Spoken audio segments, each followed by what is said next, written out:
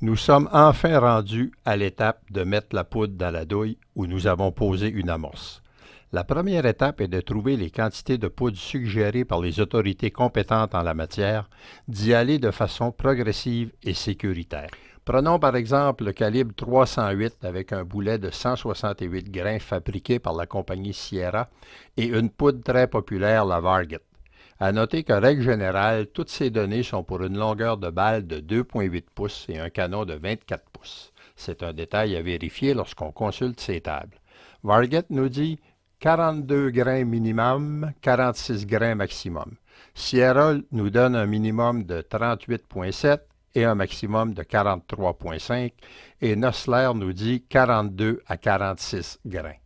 Vidéo s'adressant à des débutants, je prends comme hypothèse que vous n'avez pas encore de chronographe. Je vais donc vous montrer une méthode simple et sécuritaire de faire vos premiers tests. Cette méthode utilise uniquement la longueur totale de la balle. On se souviendra que la norme SAMI pour la longueur totale d'une balle dans le 308 est de 2,810 pouces. Nous allons donc utiliser pour ce test une longueur de 2,8, soit 10 millièmes de moins que la longueur totale. Donc, toutes ces balles vont entrer dans votre carabine. On a les suggestions des fabricants que l'on se doit de respecter dans la majorité des cas, à moins d'être vraiment quelqu'un de très avancé en rechargement et de surveiller toujours les indices d'une surcharge ou d'une trop grande pression dans la chambre. Donc, lorsqu'on débute, on se fie à ces normes-là. Varget nous disait 42 à 46 grains, Sierra 38,7 à 43,5 et Nosler 42 à 46. Donc, je vous suggère donc de vous préparer soit 36 ou soit 27 balles par groupe de 3 ou de 4, dans lesquelles vous allez mettre 42 grains, 42,2 et augmenter à chaque groupe de 3 ou de 4 balles de 0,2 grains. Un grain en rechargement, ça équivaut à un 7 millième de livre. On ne travaillera pas avec le CBTO et on ne travaillera pas avec la vitesse. Donc, une fois que ces balles sont toutes préparées, n'oubliez pas de mettre l'amorce avant de mettre la poudre. C'est toute une erreur qu'on fait au moins une fois dans notre vie. Vous vous rendez au champ de tir et vous pouvez utiliser des cibles. Je mettrai tout à l'heure le lien Internet pour recharger et imprimer ces cibles-là. Voici un exemple d'un test que j'ai fait avec une poudre qui n'était pas la Varget. Et on voit ici différents groupements. Et c'était vraiment, dans ce cas-ci, 43,1 grains de poudre qui a donné le meilleur résultat. Nous allons maintenant voir les outils nécessaires pour recharger la douille vide et en faire une balle. L'instrument le plus important en rechargement est celui avec lequel vous allez mesurer le poids de vos charges. À moins que vous ne vouliez investir de 700 à 2000 $ dans une balance électronique de précision, l'outil à favoriser est la balance mécanique, qui offre une plus grande précision que la grande majorité des balances électroniques de moins de 500 $. Pour peser mes boulets et mes douilles, je me sers d'une petite balance électronique de la compagnie Frankfurt Arsenal, mais pour la poudre, je me sers toujours de ma balance mécanique. Vous aurez aussi besoin d'un distributeur à poudre, d'un entonnoir, d'un égreneur à poudre, le terme français n'a pas été facile à trouver, et d'un bloc pour placer les douilles. La première étape est de s'assurer que notre balance est bien à zéro avant de l'ajuster pour le poids recherché.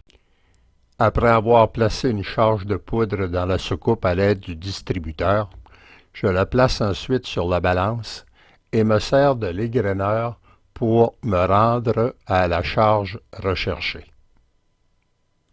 S'il y a trop de poudre dans la soucoupe, vous pouvez ajuster le distributeur pour en avoir une plus petite quantité. Je place la poudre dans la douille à l'aide de l'entonnoir.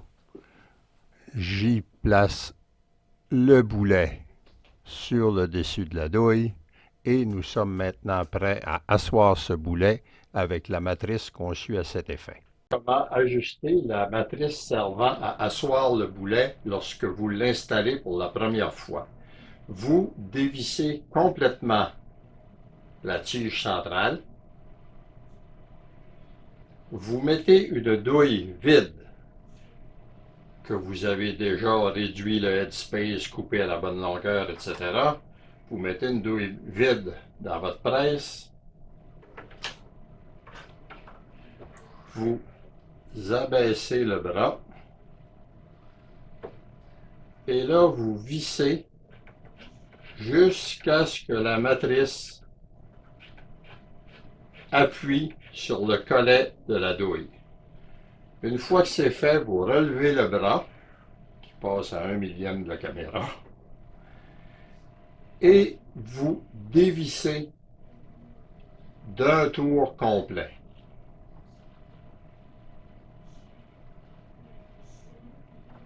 Et vous serrez la bague d'ajustement.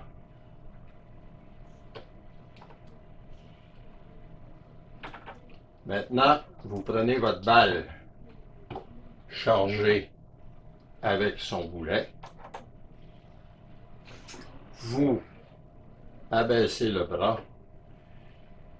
Et là, vous vissez la tige centrale jusqu'à ce que vous appuyez sur le boulet. Vous relevez votre bras et vous mesurez votre balle.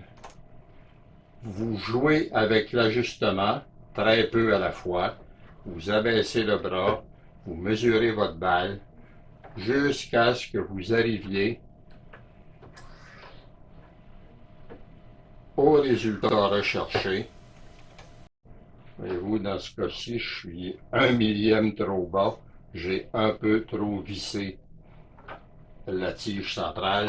Donc, il faudrait que je dévisse un peu pour les prochaines balles. Celle-là, je la laisserai 1 millième trop bas, il n'y a pas de problème. Vous êtes maintenant prêt à aller au champ de tir.